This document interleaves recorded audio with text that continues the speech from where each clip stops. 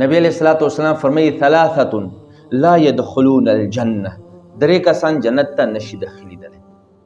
اول قاطع الرحم، خپل ولی رشتہ داری ختمونکی کس، دا به جنت ته داخل نشي. الله دې موږ معاف کړي، په دې کې موږ راغلي یو.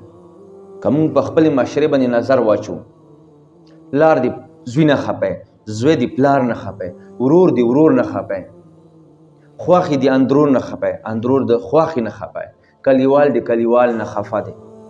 خپل ولی ختمې، رشتہ داری ختم، تعلقات ختم، په خپل منځ کې بوس، حسد، قینه.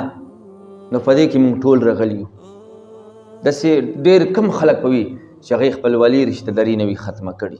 داسې ډېر خلک شته چې خپل ولي رشتہ داري ختمه کړي دی، کلونه کلونه وشول. یو بل قاضي راځي نه، یو بل غم خدي ته نه ځي، یو بل سره خبرې نه کوي. رسول الله فرمایي داسې کس په جنت ته داخل نشي.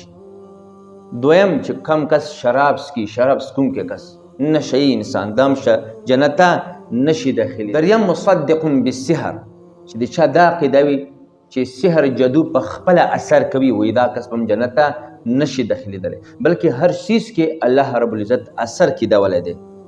هر څیز چې اثر کوي د الله په حکم سره کوي.